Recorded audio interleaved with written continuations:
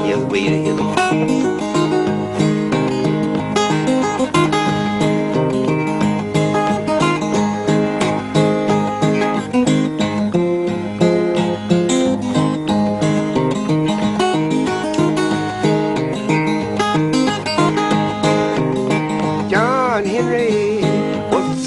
Driving man, yes, he went down. Well, he went down.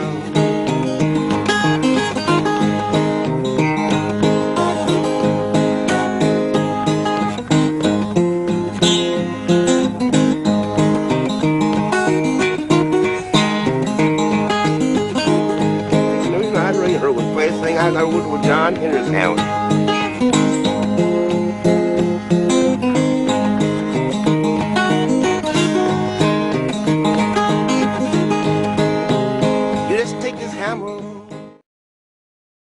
Hi there. The clip you just watched was a portion of Spike Driver Blues by Mississippi John Hurt. It's quite a hypnotic piece, and the syncopation and the thumb work is quite appealing. Incredibly, while I was putting this thing down on tablature, I realised that John Hurt made this whole song with just one chord. Now he changes the basic G chord into a G7 chord, and also he uses his fingers on the middle strings to change the flavour, but basically he just keeps one chord. He uses a basic G chord, sometimes he uses G7, he uses this chord, and he moves his ring finger across at various times in this shape. Normally I make the G chord in this way, which is something that I've done for many years. When you play it in this configuration, you can make a G7 shape and free your little finger to move around. Inevitably, when I'm playing a song such as this, I use this shape that I always do, that I always know, and I change over to the G7 shape and move my fingers. But it would be much easier if you could keep this configuration.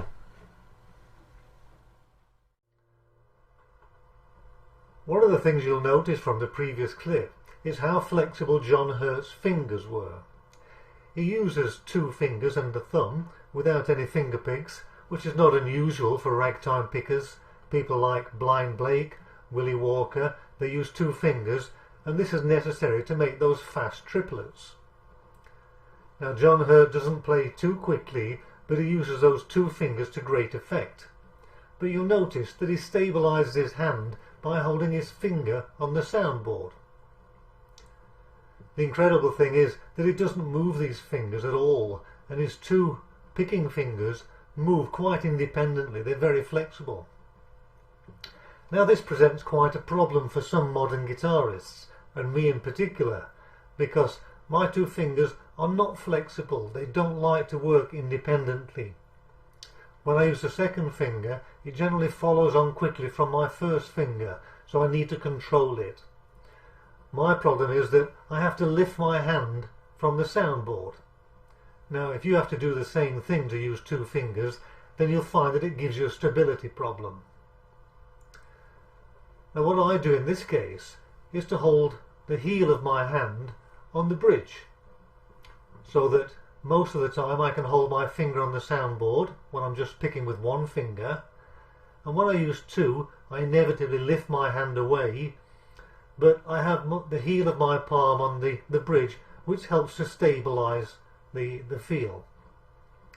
Nevertheless, when you're using this technique and you don't have that flexibility, you have to be very careful with the timing so that you don't change the flavour. This is what my style looks like in close-up. Take a look at my right hand. I normally keep the palm of my hand very close to the strings anyway, and you can see I anchor my hand on the soundboard, but when I use the second finger the hand does lift off. if you have the same technique, then just take care with your damping and with your timing. You'll notice that John Hurt uses two structures in his alternating bass pattern. Sometimes he'll alternate in this way, and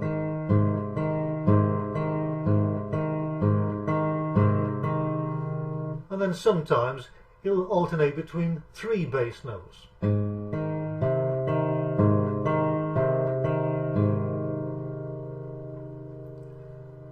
We need to take this at quite a slow pace so that we can try and keep this rhythm going.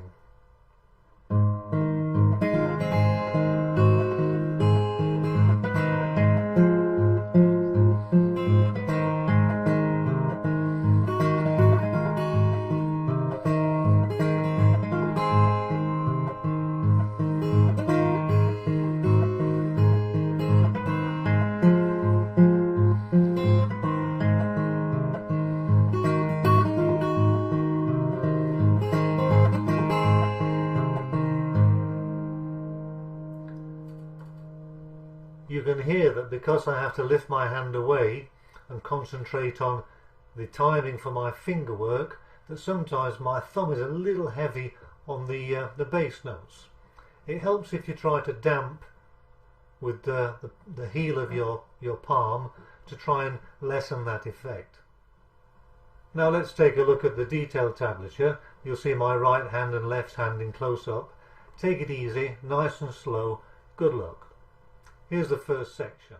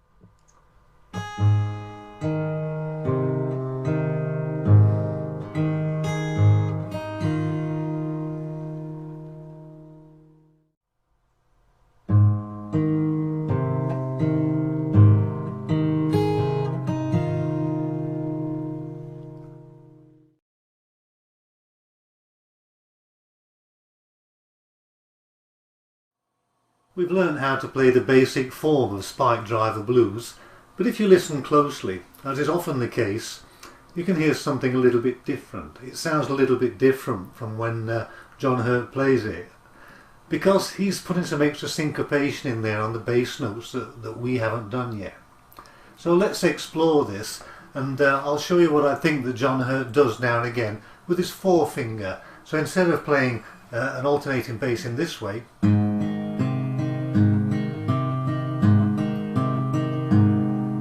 he'll use his forefinger to make that a double beat now and again.